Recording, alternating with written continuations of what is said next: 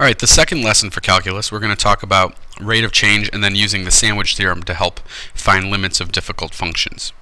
First thing is rate of change. You guys should know this as another word, mainly slope. How something is changing over time. So if I have some curve here, I'm just going to make up a random curve. Probably should go more like that. And I want to know what the slope is over a certain interval. I'm going to go here and say that this is A, and then right here this is B. So it hits here and it hits here. Well, one way to find the rate of change over that interval, the average rate of change, is to find the slope of the line that connects these 2 points. By the way, this is the function at A, and this is the function at B, whatever the value is, like the y values.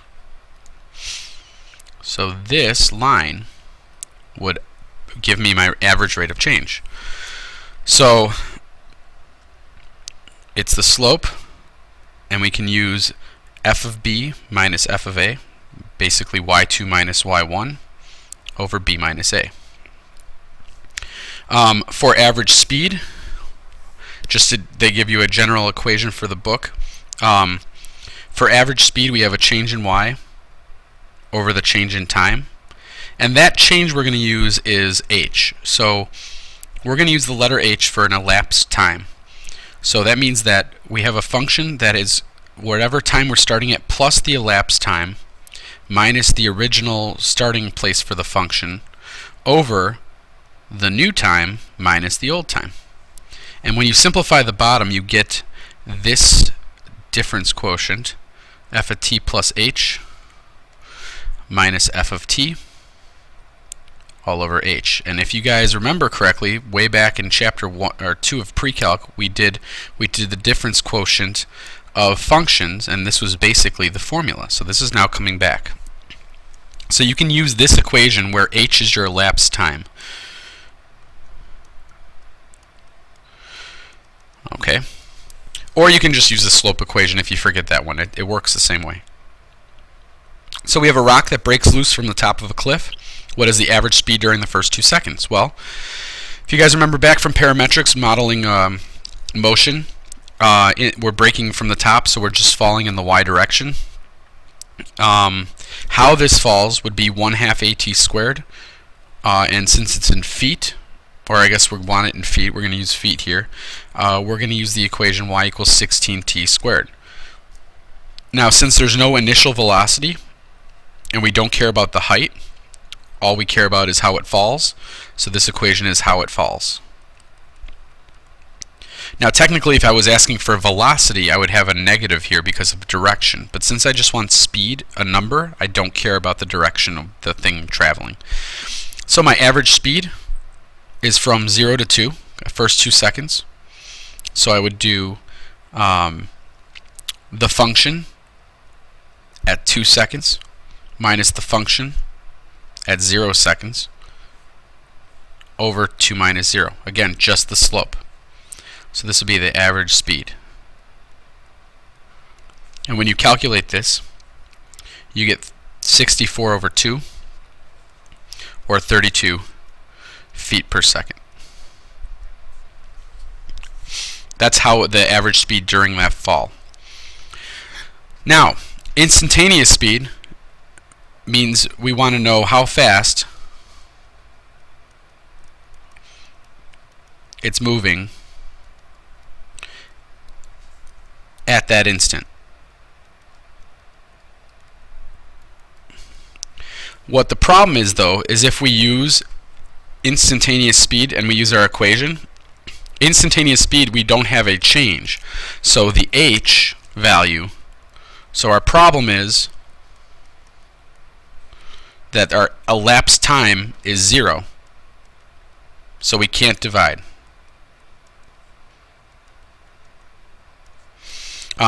So we're going to have to analyze this another way.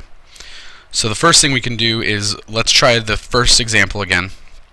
But now I want to know what the speed is at 2 seconds.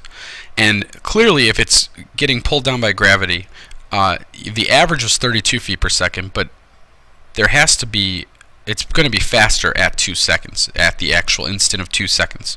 So here's my equation using the instantaneous speed equation. We have the function at t plus h, so that's 2 plus h, minus 16 at 2, and these are both squared, all over h.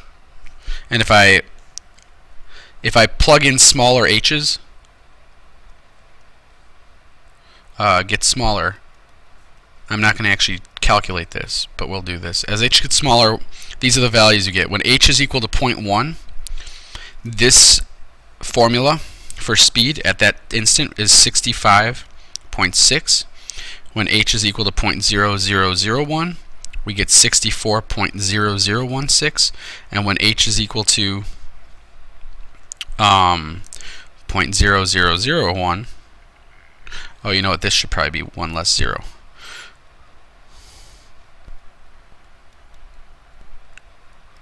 So you guys should see that as we get closer to 0 for h, which means at that instant, the speed at 2 seconds is approaching 64 feet per second.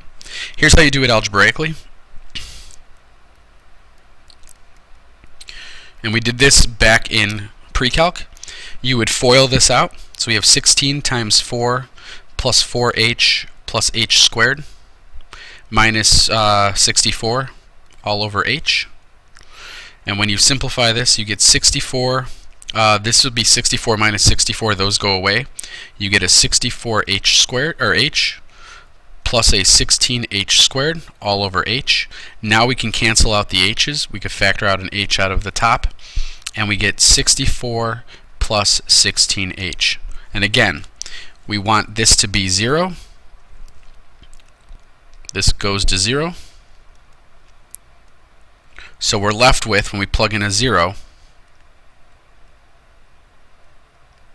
a speed of 64. So instead of just plugging 0 in for h right away, because the elapsed time is 0, you have to algebraically cancel the h's out to get it down to 64. Okay, so that is rate of change, both average, which is just slope, and instantaneous, which you have to find by canceling out the h's using that difference quotient. Sandwich theorem. This is used to find limits indirectly. That was what I said at the beginning.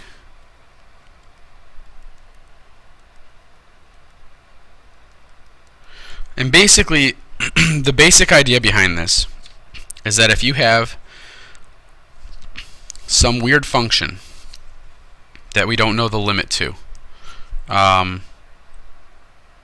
going to do it here, just, you know, something like that, and then it just does that. That's our first function. We'll call that function f in green. That if I want to know the limit at some point c here, I want to know what the limit is at this point. If I know that this green function is always behind, or not behind, but between some function up above and some function down below, we'll call this g and we'll call this h. And I can prove that it's always, if I know that this is always in between these two functions and I know the limits of these two functions, then that middle function has to have the same limit. And here's how you, via words, say that. If g of x, so a function, is lower than the function we're looking for, and then the function we're looking for is actually between, or sandwiched in between, g of x and h of x, for all x's that are not equal to c, so every other place on the spot, and the limit as x approaches that c value of g of x equals the limit as x approaches the c value of h of x, and that equals L, then we can say that the limit for as x approaches c of f of x, the thing in between those two, if they both have the same thing and this is in between it, then this also has to have the same limit. So when you do these problems, the goal is to come up with an inequality to help you out. Usually with trig, you have to figure out what the trig piece is that you have and you want to prove. So we have to show that the limit of this is equal to 0, this whole thing. We can't plug 0 in right away because this gives us an undefined. However, if I just look at this, sine of anything is always between -1 and 1. Okay, you can't have a ratio bigger than 1 for sine. So, we know that we have a -1 less than or equal to sine of 1 over x, which is less than or equal to 1. So you always have to start with some sort of inequality. We know this function is between these two values. Now we want to get this function to be our function. So we need to multiply everything by x squared. And what happens is this turns into -x squared is less than or equal to x squared sine of 1 over x, which is less than or equal to x squared. So this is telling us that this function is between these two functions. So now all we have to show is the limit of the left, which is -x squared, and the limit of the right as we approach 0 is 0. So let's do that. The limit as x approaches 0 of -x squared is equal to, well, you plug it in, you get 0. And since the limit as x approaches 0 of the right hand side, which is x squared, is also 0, these match, and since this is in between it, we can then state that the limit as x approaches 0 of this function x squared sine of 1 over x has to also be 0, because the thing that it's sandwiched in between has a limit of 0. Okay, let's try one more of those. Again, note the starting thing that you have, and in this case it would be sine of x we want to start with. We know that sine of x goes between -1 and 1. Now we need to turn it into our function by multiplying everything by x. So we have -x, we have x sine x, and we have x. So in order to figure out the limit of this piece, we need to figure out the limits of both of these. So we'd say the limit as x approaches 0 of -x, which is the left hand side, is equal to 0, because it is when you plug a 0 in. And the limit as x approaches 0 of x, which is the right hand side, as x is equal to 0 as well. So therefore, since both of those are 0, the limit as x approaches 0 of our function has to equal 0. So that is what the limit is. Okay, so now we're going to kind of go and talk more about what we did yesterday. Draw a graph, find the right and left-handed limits, and does the limit at x of c exist? So we have c equals 2, which is also clear based on the information right here. So we're going to have to graph this. I'll graph it over here. So here's 1, 2, I'll just go a couple.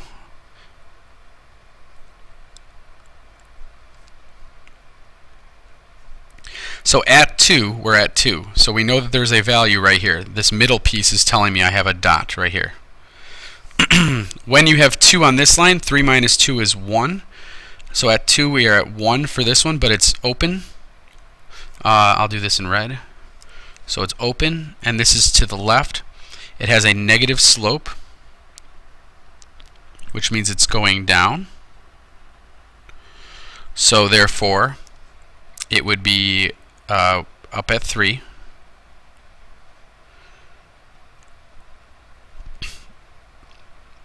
It would look like this.